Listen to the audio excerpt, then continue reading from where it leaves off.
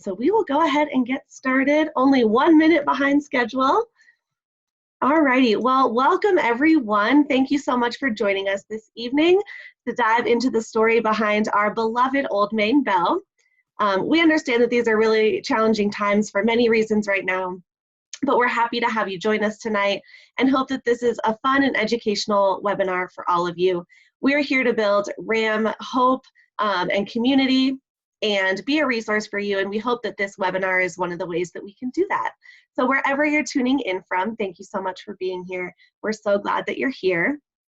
Many of our attendees are CSU Alumni Association members. So Christy, if you would pop to the next slide for me, that would be wonderful. We just want to take a moment to, oh no,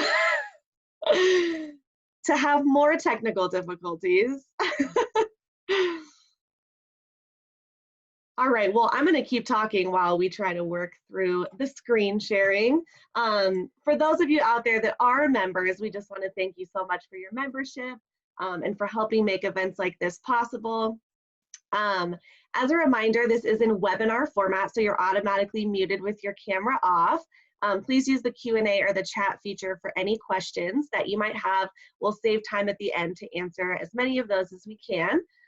In just a moment, I'll be adding to the chat my contact information if you're having any issues connecting, hearing, submitting questions, any of that.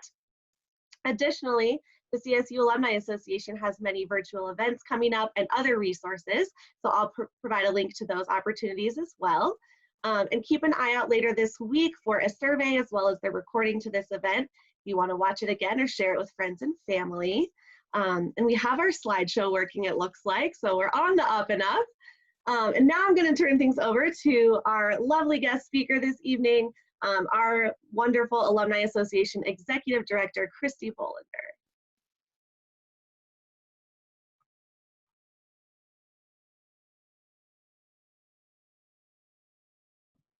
Hello, everybody. Thank you so much for bearing with us through these technical issues. We decided it would be easiest for me to share my screen, and of course, it's tonight that it doesn't seem to work very well. But I was excited to see a whole slew of names on the registration list that I know, and thank you so much for joining us tonight. For those of you who I haven't yet had a chance to meet, I look forward to that. I'm a two-time graduate of Colorado State University. I have a degree from '93, and then I got my master's in '95, and have been really lucky to stay at the university for a long time with my career moving forward. I'm going to remind you all that the chat feature is the very best way to ask questions, and Dakota and I are going to work together to make sure that questions are answered. I think my friend Sharon Kringle might already have a question or hello, but I'm so glad you're here, Sharon. We're actually going to talk about your family here in a little bit, so hang with us with this. And I'm thrilled to death that tonight we're actually talking about the Old Main Bell. It is one of my favorite stories as an alumna of Colorado State, and I feel really lucky and privileged to have been a part of the history of bringing it back. So, though, before we get to that point, let's go all the way back to October of 1930. And the picture that you're looking at is actually a photocopy of the Collegian article. This is Dr. George Glover. Dr. Glover was one of our very first 3 graduates. And at the time that he wrote this piece for the Collegian, he was the head of our veterinary school. And he wrote a reflection piece on the Old Main Bell. And what he said was the numbers in the school became so great that a bell was suggested to call the thundering herds from their refreshments to classes. He went on to say, oh, the commotion, when the bell was sent for and finally arrived. Ah, that was a great day, and what a bell. It truly was a wonderful bell, all glittery and how musical. People described its notes as clarion. We have since learned that the bell, created by the C.S. Bell Company in Hillsboro, Ohio, was manufactured in 1894 and arrived on our great campus somewhere around 1910. Its standalone bell tower was created 30 feet north of the front doors of Old Main to start with, since the belfry of Old Main was purely decorative and couldn't hold the bell's almost 450 pounds. This makeshift bell tower only lasted about a year, though, as mischievous students, this happened all the way back in 1910, students had access to the rope at all hours of the night, and students and townspeople alike were growing very weary of the constant chiming. It was finally decided to reinforce the belfry in Old Main and create a permanent home for the bell. So my slide, of course, is just not gonna, it's kind of feeling like how I was all day today. We're not gonna advance. So I'll just keep on telling the story and hopefully I can get it to continue to move forward here in a minute. But somewhere around 1915, the purpose of the bell was expanded. And legendary coach Harry Hughes' football team had its very first conference winning season. The student body would begin ringing the bell immediately after a football victory. It would not stop until at least midnight. The freshman class even began to organize themselves in shifts, changing duties every hour after a win to keep the bell chiming. You know, I'm wondering, Dakota, can I stop sharing? Do you mind to try to pull it up? I don't mind at all. Let's do it. Yeah. Give me 1 second to Sounds good. Thank you. Of course. And the reason there's only 2 photos that we have of the bell in the Old Main Tower, and I would love for you all to see those. Okay. It looks good to me. How about now? Yeah, it looks great. Okay, wonderful. Yeah, so if there's a way that you could advance to that one. Perfect. Yeah, so this is one of my favorite pictures. As we just said, in 1915, the purpose of the bell was expanded. It's one of my favorite pictures because you can see that students wrote in paint on the bell, "Beat Boulder." So the rivalry was still a real thing in 1915. And this was also the picture that we used the most to make sure that the bell we received was the original. So if we could go on to the next slide, Dakota. Here it is a picture of freshmen actually ringing the bell. And how do we know they are freshmen?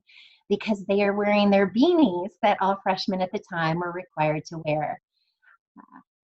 So as we continue on with the story, this is where the story that Dr. Glover shared in 1930 seems to vary a little bit from what really happened. So you can be the judge on how much leniency the media took on this story. But Dr. Glover went on to say, every story must end, and this is the end of the bell. One particular football game was won by the Aggies, and when the bell rope was pulled, no sound ensued, for someone had stolen the clapper. Aggies are not to be defeated in anything they start out to do, so the freshman boys took a large sledgehammer, and with steady strokes, beat the Old Main bell until it cracked, and that stilled its clarion notes forever.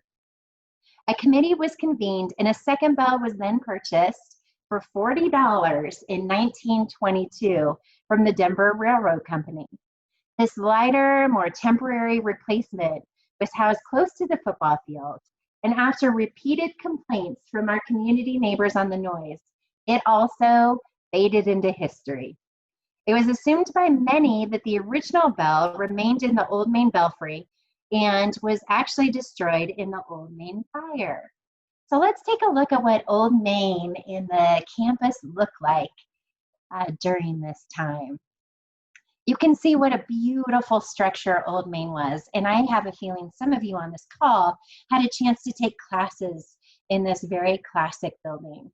It was regal. It was really the signal, the building that showed that Colorado State University was something and was really the heart in Fort Collins.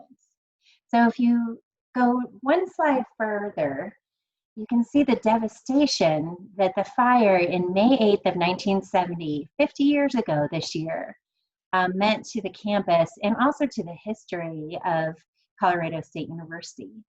If you're interested, I would check out the archives from the CSU library.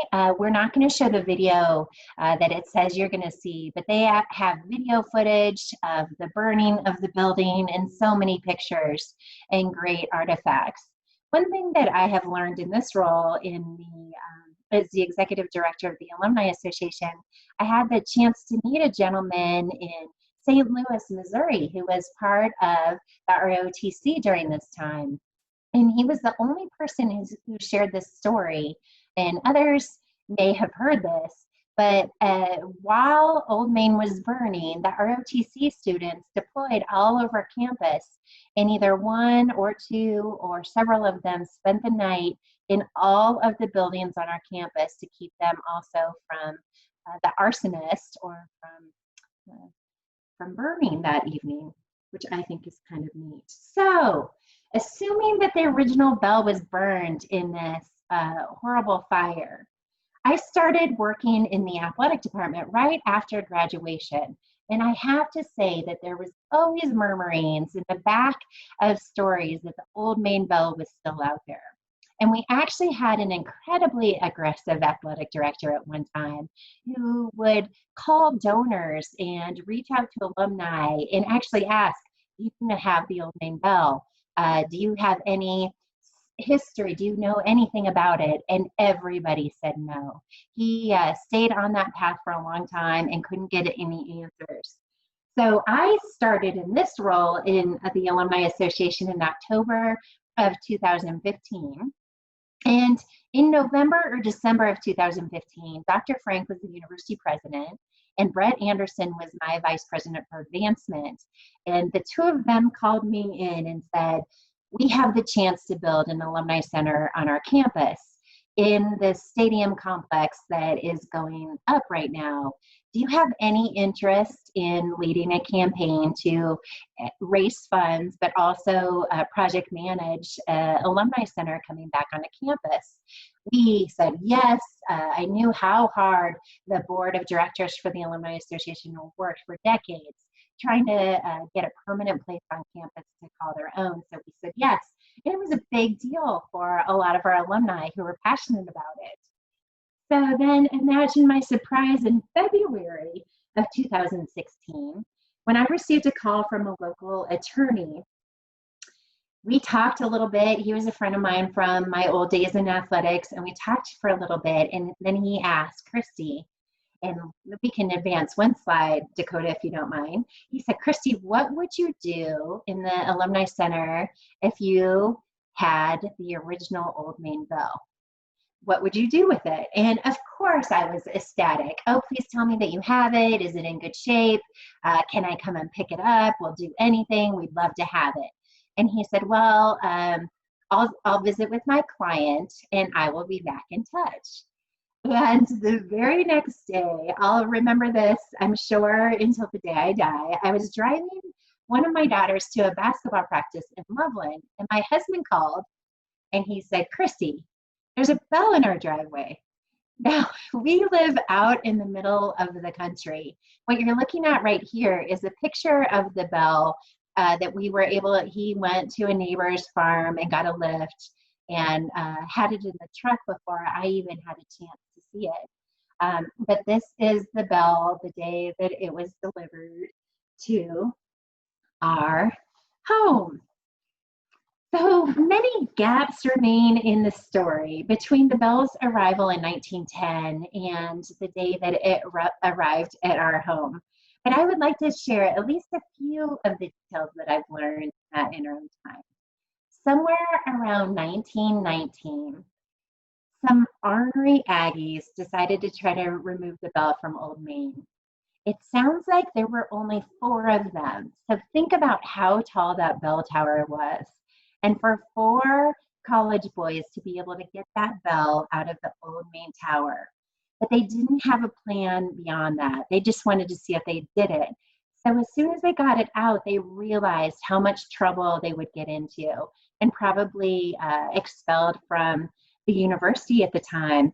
They were so scared of retribution that they drove it to one of their family's farms outside of Fort Collins and buried it.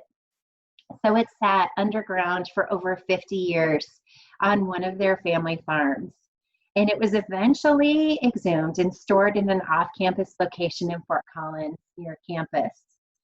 It was that next generation of Aggies. It was the sons of the original mischievous Aggies who took the care and safekeeping of that artifact, moving it several times. I've heard it even cross state lines more than once until the announcement of the Alumni Center, and they felt like it was time to return the bell home.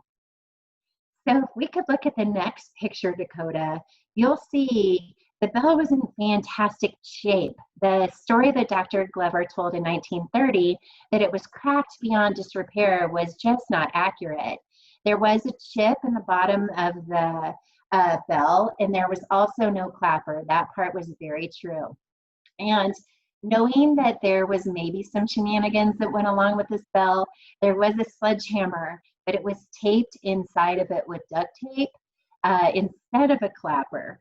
And my husband will still tell the story of driving around in the truck, and he knew he took a corner a little too fast when the bell would start pinging or making noise in the back of the truck.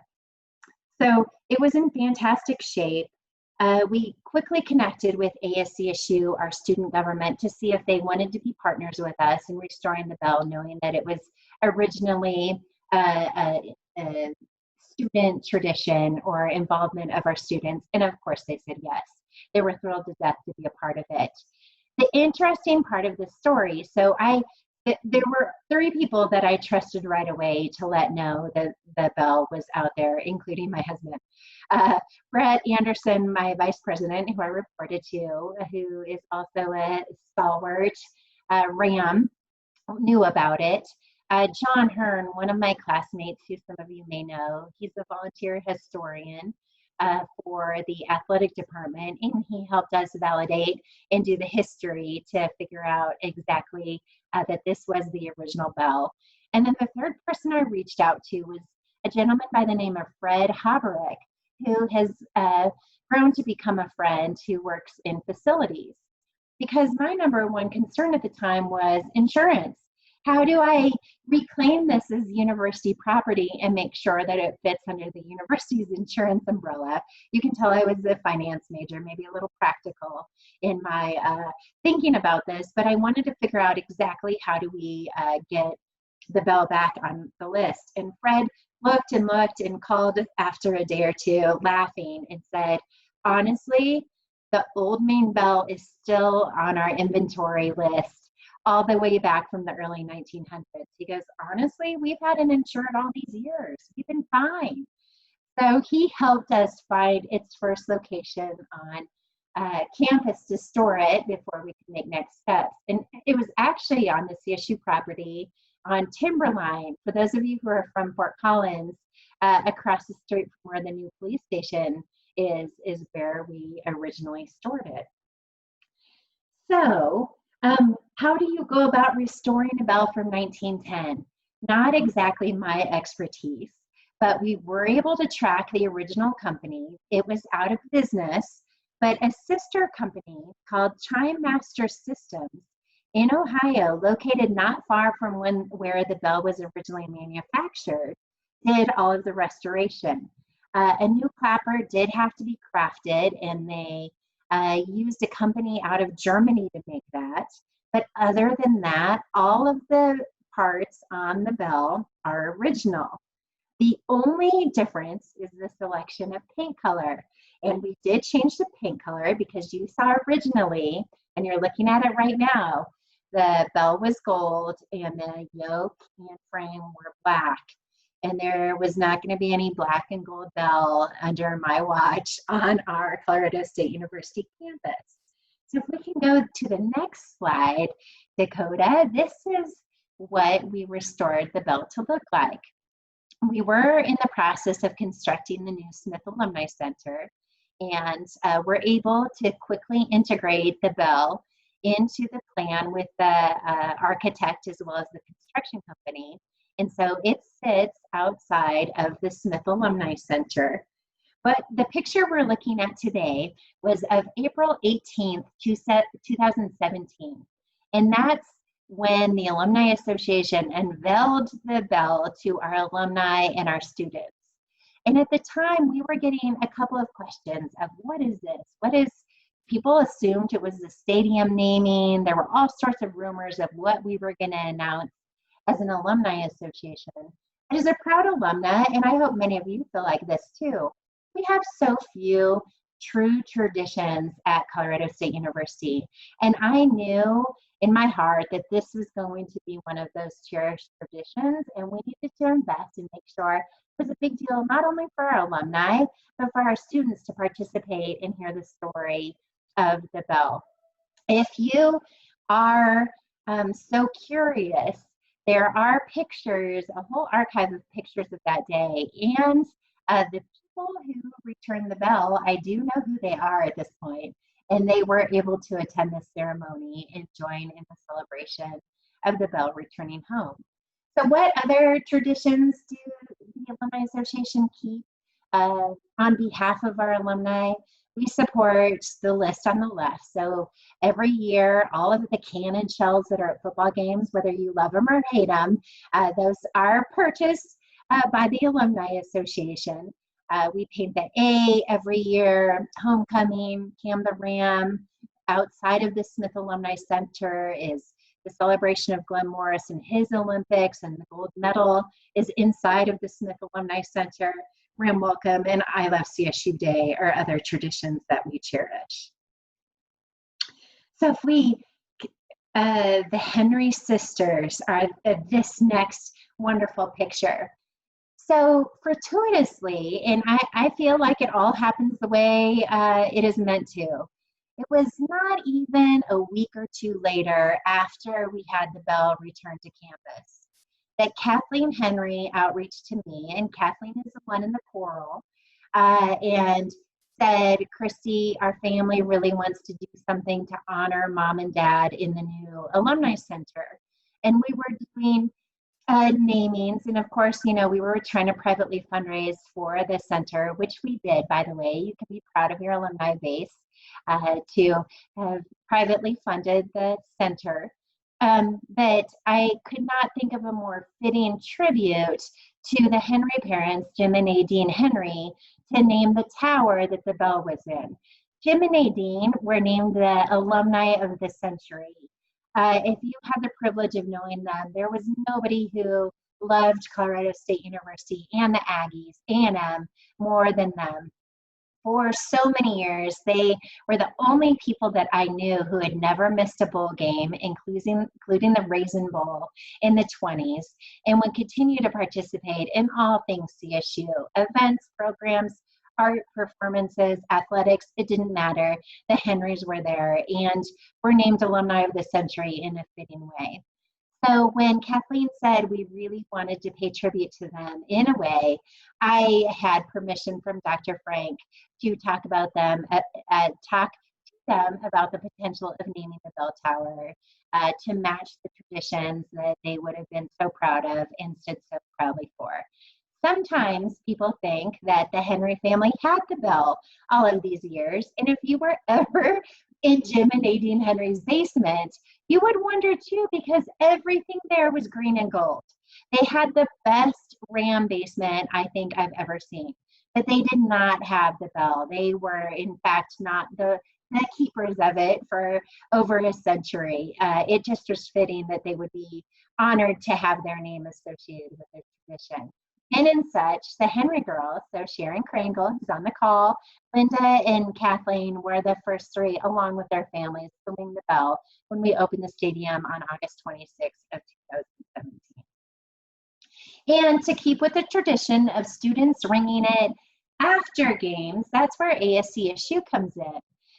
Currently, before every home football game, we choose an honored alum. It has to be an alum of Colorado State who gets to ring the bell. And then after the game, only if we win, to keep with the tradition of the 1910s, the students get to ring the bell. ASCSU has an application process. Students can write an essay or some sort of blurb about why they feel like they are the most proud Ram fans out there. They're selected, and then they meet us after the game so that they can ring the bell in Ram victory. Other times the bell is rung at commencement.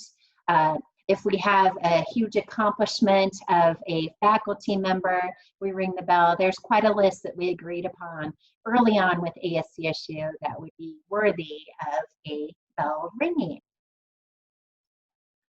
And the next slide shows, we'll go to that in a minute. Maybe we'll try it. What do you think, Dakota? But here are some cookies. And if you've ever been to an Alumni Association event, you know that we end every event with these cookies. And we had them also at the bell unveiling. So it felt like tonight we at least had to have a picture of them.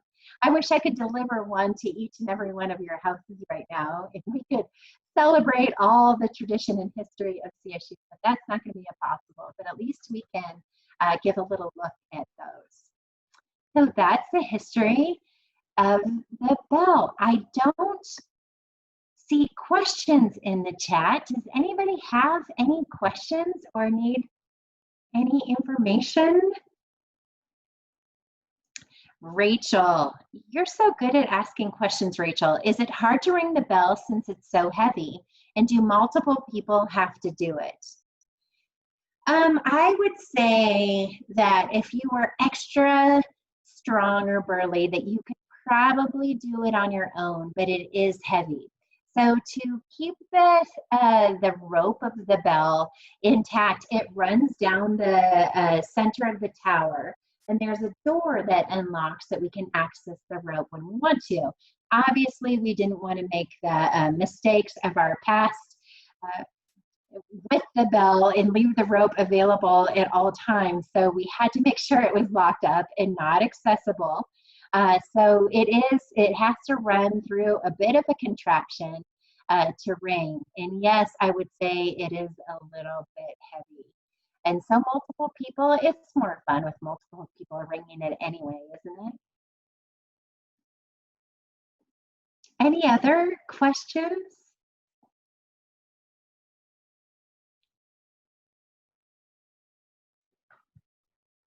Should we give the video a whirl?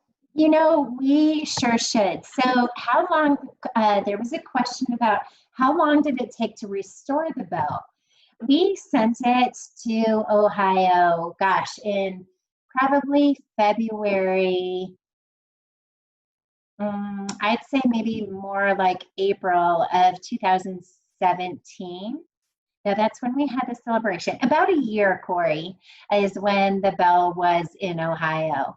And that company, Chime Masters, actually came out to Colorado. The owner of Chime Masters came out and joined us for the unveiling, and then also came back out to install it. And he's been out here one more time since we moved into the Smith Alumni Center to make sure that it's working. I never dreamed that I would be interviewed or featured in Bell magazines, but I've been in almost every Bell magazine in the United States. And then I was just on a radio show on NPR that some of you may have heard about, lost art that was returned. So it's been interesting, the twists and turns that the bell has brought to Colorado State, and the audience that normally wouldn't pay attention perhaps to what we were doing in Fort Collins, Colorado, have new interest because they're bell aficionados, and we share now in that fun story. It doesn't look like there's more questions, but the video that Dakota is going to play now, you may ask why we're keeping it so secret, or why is there so much privacy, or why don't we name the people who had it? And it was really because they felt like the university was not going to hold their family in good regard because of the antics back in 1919. They were really worried about the retribution. And I have to say, the next generation of Rams, who were the sons of the original Bell Stillers, is that a good way to say it, are really active alumni and have volunteered all over campus. So even for me to say, oh, you're forgiven, no problem, we're so glad to have it back, there was a lot of anxiety that came along with, I don't want our name, our family name, to be out there and talked poorly about with the university. So I wanted to show you this video. It is Dr. Frank at the unveiling of the bell giving a pardon to the alumni who took it originally.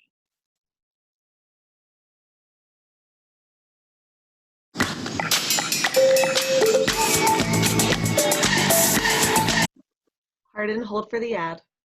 No, after the Smirnoff ad.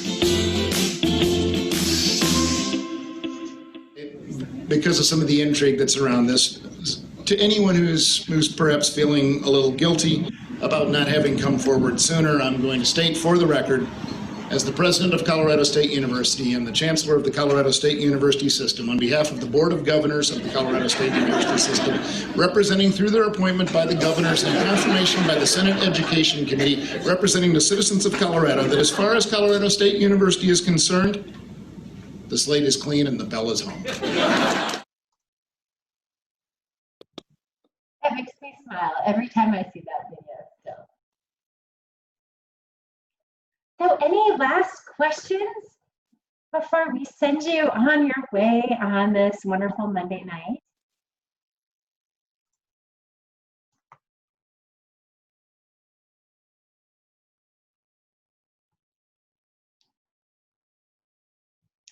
Any students in particular that were involved with the bell?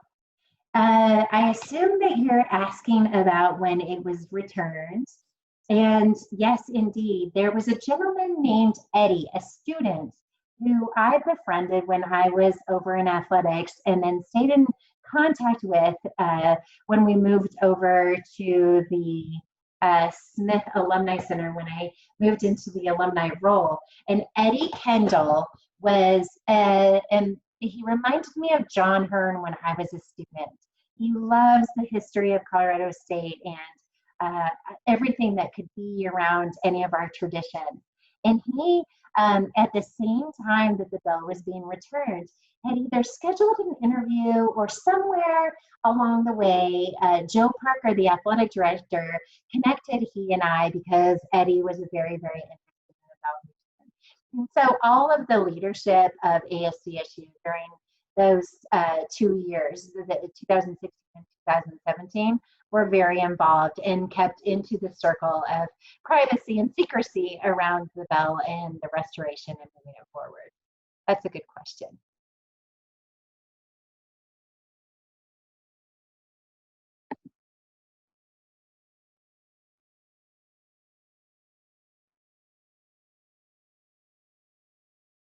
Any other questions?